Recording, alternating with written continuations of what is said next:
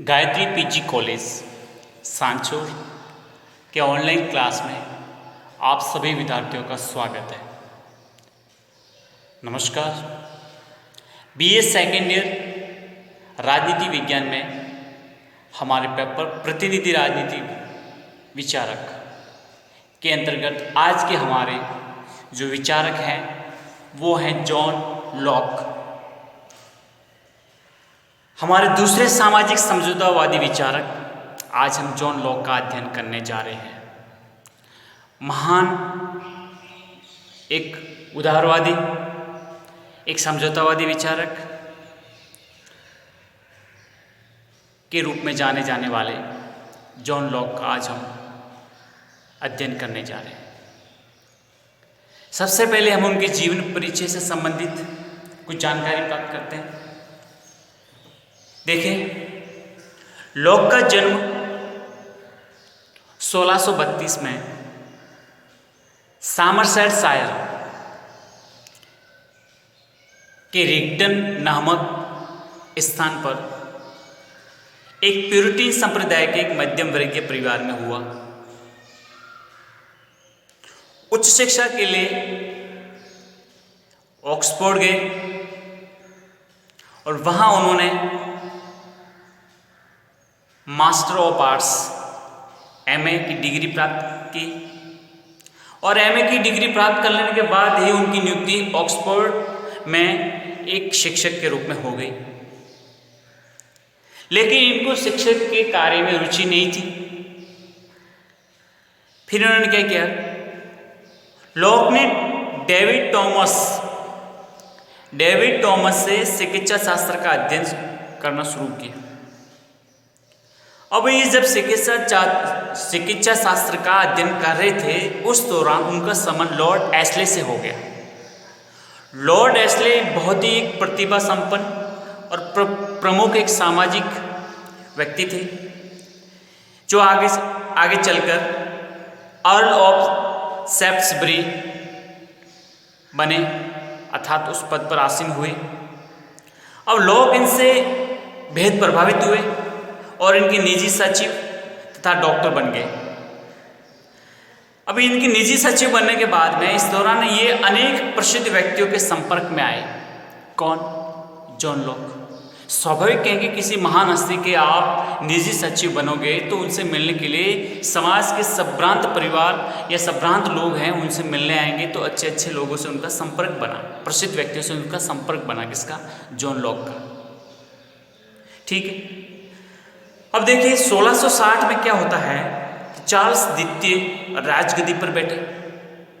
अब देखिए, अगर आपको याद हो कि जब हम हॉब्स का अध्ययन कर रहे थे और आपको पता होता कि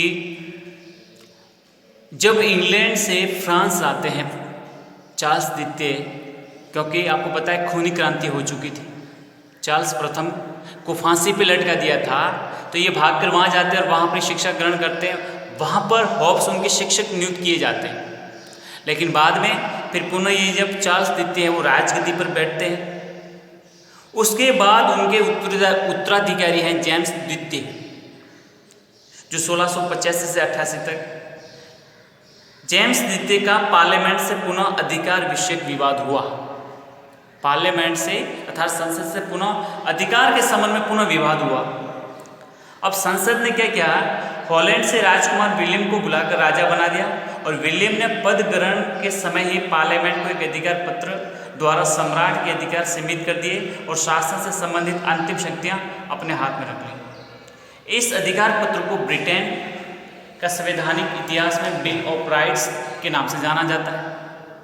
अब सम्राट के हाथों से पार्लियामेंट के हाथों में अंतिम सत्ता का हस्तांतरण हुआ, बिना किसी खून बहाए, बिना किसी क्रांति, सब कुछ शांतिपूर्ण हुआ। तो यह कहलाती है गौरवपूर्ण क्रांति, अर्थात रक्तहीन क्रांति के नाम से विश्व में प्रसिद्ध है। अब आप मानेंगे कि इस क्रांति का सबसे बड़ा प्रभाव किस पर हुआ? लॉक पर हुआ। ठीक है। अब देखो, मैंने आपको पिछली कक्षा में भी स्पष्ट किया था, पूर्व में भी स्पष्ट कर चुका हूं कि कोई भी विचारक है, कोई भी थिंकर्स है, वो अपने आसपास के वातावरण से बेहद प्रभावित होता है। अब हॉब्स के दौर की बात करें तो हॉब्स के समय जब इंग्लैंड में अराजकता का दौर था, भय का वातावरण था, पूरी तरह अशांति बनी हुई थी, तो खुद स्वयं हॉब्स कहते थे कि मेरी माँ ने 2 जुड़वा को जन्म दिया, एक तो मैं और दूसरा मेरा भय।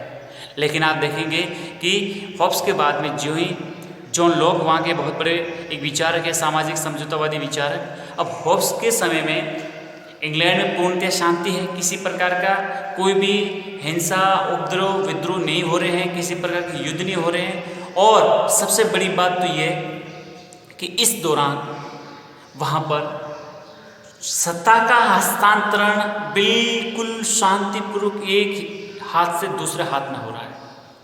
आप सोचेंगे कि दुनिया का आज तक का इतिहास बताता है कि सत्ता के लिए हमेशा खून बहा है, युद्ध हुए हैं, विद्रोह हुए हैं, क्रांतियाँ हुई हैं। लेकिन विश्व के लिए बहुत बड़ी गौरवशाली क्षण था कि इस समय राजा ने सामने आके कह दिया कि ये आपके अधिकार, आप संभालिए। समझ गए आप? राजा ने सामने से आके अपने हाथों से पूरे अधिकार किसको सौंप दिए? संसद को, पार्लियामेंट को सौंप दिए। तो ये विश्व में गौरवपूर्ण क्रांति के नाम से जाना जाता है, क्योंकि इसमें बिना किसी की हत्या के, बिना किसी का खून बहे, एक प्रकार से एक हाथ से दूसरे हाथों पर सत्ता का हस्तांतरण हो गया है। इसलिए आपको पता होगा, आप कहते हैं कि दुनिया का सबसे पुराना लोकतंत्र है इंग्लैंड, ब्रिटेन, तो आज भी राजतंत्र को क्यों रख रहा है? उसका कारण यही था। इंग्लैंड के लोग प्रभावित हुए कि पहली बार ऐसा देखा कि कोई राजा सामने से आके अपने अधिकारों का परित्याग करता है और मैं मेरे अधिकारों को पूरी तरह से संसद को सौंपता हूँ, पार्लियामेंट को सौंपता हूँ। तो इंग्लैंड के लोग बड़े भावुक हो गए, इमोशनल हो गए कि वास्तव में राजा हो तो वास्तव में इस प्रकार का। तो उन्होंने कहा कि नहीं, अब हम आपने सामने से आके इतना किया है तो हम भी आपके लिए इतना कर ही सकते हैं कि आप हमारे देश के नाम मात्र के एक शासक बने रहेंगे, मतलब नाम मात्र का राजतंत्र स्थापित कर दिया। अर्थात तब से लेकर आज तक जो परिपाटी चली आ रही है उसका कारण ये गौरवपूर्ण क्रांति ही मानी जाती है और कोई किसी प्रकार का नहीं। ठीक है, तो ये गौरवशाली क्षण था, गौरवपूर्ण क्रांति या रक्तहीन क्रांति जो विश्व में प्रसिद्ध है, उसका आपको ये मेन आधार समझना चाहिए कि ये किस आधार पर सब कुछ हुआ। तो आप देखेंगे कि लॉक के समय में इतना सत्ता का परिवर्तन शांतिपूर्वक होता है, बहुत ही अच्छे ढंग से होता है। तो आप समझेंगे कि लोगों का कैसा जीवन है, कैसा लोगों में उनके चरित्र में गुण पाए जाते हैं, अच्छे होंगे तभी किया होगा। तो यहाँ पर हमें हॉब्स के मानव की तरह अराजकता, झगड़ा, फसाद, क्रूर, दमन, स्वास्थ्य ऐसा कुछ दिखाई नहीं देता है। यहाँ पर जो लोग हैं वो मनुष्य का अच्छा चित्रण करेंगे और चित्रण करते भी हैं। आई बात समझ में? क्योंकि इतने बड़े बड़े एक प्रकार से सत्ता का हस्तांतरण शांतिपूर्वक हो रहा है, बिना किसी खून खराबे से हो रहा है। ठीक है, और जब ये क्रांति का प्रभाव लॉक पर भी पड़ता है और विलियम के जब गद्दी पर बैठने के बाद लॉक को कमिश्नर ऑफ अपील्स का पद भी दे दिया गया। अर्थात ये बहुत बड़ा राजकीय शासन व्यवस्था में पद हुआ करता था जिसका नाम था कमिश्नर ऑफ अपील्स। ठीक है, कमिश्नर ऑफ अपील्स का पद किसको सौंपा गया? लॉक को। तो ये था इनके जीवन से संबंधित कुछ महत्वपूर्ण घटनाक्रम। सबसे महत्वपूर्ण आपको याद रखना है गौरवपूर्ण क्रांति जो जॉन लॉक के समय में हुई, और इस गौरवपूर्ण क्रांति का लॉक के जीवन पर बहुत प्रभाव पड़ा। लॉक के चिंतन पर इसका पूरा प्रभाव पड़ा, जो उनके चिंतन में हमें यदा कदा सभी विचारों पर उसका प्रभाव स्पष्ट रूप से परिलक्षित होता है। ठीक, अब हम देखते हैं हॉब्स की रचनाएं। हॉब्स के द्वारा किन किन पुस्तकों की रचना की थी जो सबसे महत्वपूर्ण है? देखिए, एक है two treaties on civil liberties, two treaties on civil liberties, माफ कीजिएगा, इसमें सिविल गवर्नमेंट्स हैं। Two treaties on civil government, स्पष्ट नाम से ध्यान रखना, सिविल गवर्नमेंट का उल्लेख है। अर्थात हिंदी में कहें तो शासन पर 2 निबंध, शासन पर 2 निबंध। दूसरा था उनका पुस्तक ऐसे कंसर्निंग ह्यूमन अंडरस्टैंडिंग, ऐसे कंसर्निंग ह्यूमन अंडरस्टैंडिंग, जिसका हिंदी में कहें तो मनुष्य स्वभाव के संबंध में निबंध, मनुष्य स्वभाव के संबंध में निबंध। ठीक है, ऐसे कंसर्निंग ह्यूमन अंडरस्टैंडिंग। तीसरी है later on toleration, later on toleration, Hindi में कहें सहिष्णुता पर पहला पत्र, सहिष्णुता पर पहला पत्र। ठीक है, इस प्रकार से इन्होंने सहिष्णुता पर 4 पत्र लिखे हुए थे। तो later on toleration first, second, third and fourth, इस प्रकार के 4 उन्होंने ये इस प्रकार से लिखी हुई पुस्तकें थी।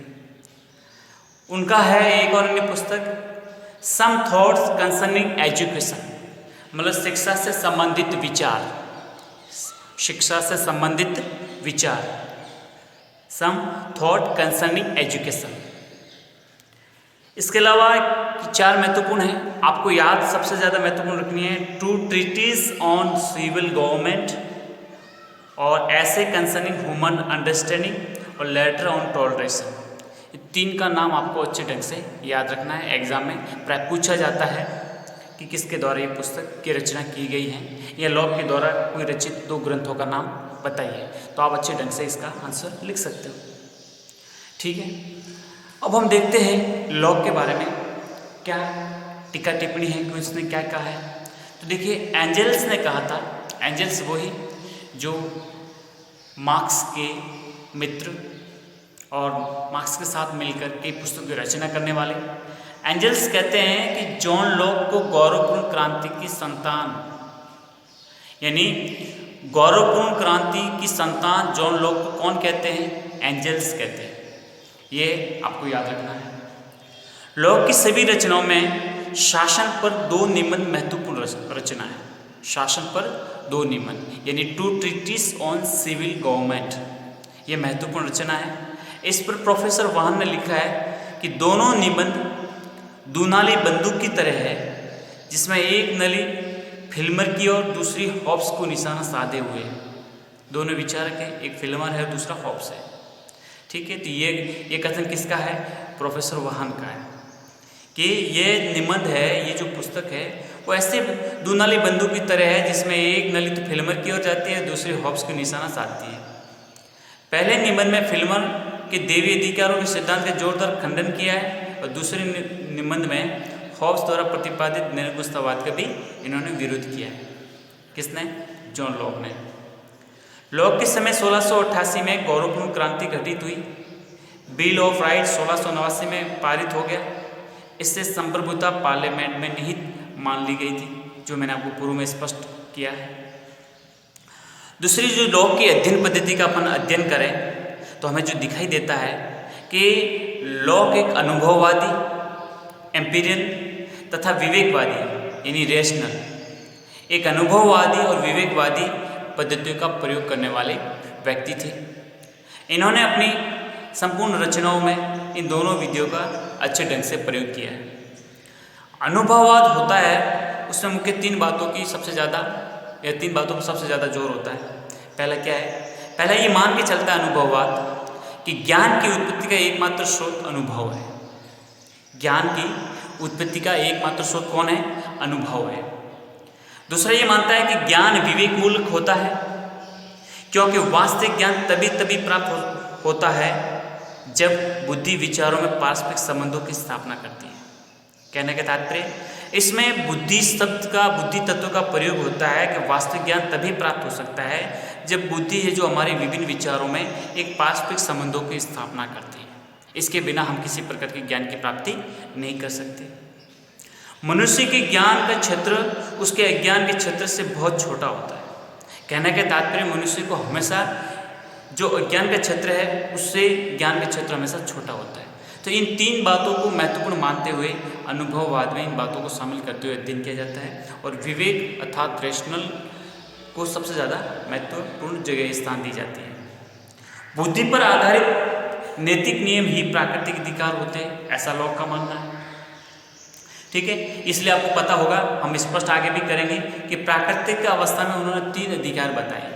एक जीवन का अधिकार, दूसरा है स्वतंत्रता का अधिकार, और तीसरा है संपत्ति का अधिकार। जीवन का अधिकार, स्वतंत्रता का अधिकार और संपत्ति का अधिकार, ये प्राकृतिक अवस्था में जॉन लॉक ने 3 प्रकार के अधिकार बताए: जीवन, स्वतंत्रता और संपत्ति। ठीक है, साथ ही साथ इन्हें आधुनिक उदारवाद का जनक भी कहा जाता है। किसको? लॉक। जॉन लॉक को आधुनिक उदारवाद का जनक कहा जाता है। लॉक शासन पर 2 निबंध पुस्तक में संसदीय लोकतंत्र और उदारवाद की नींव रखते हैं।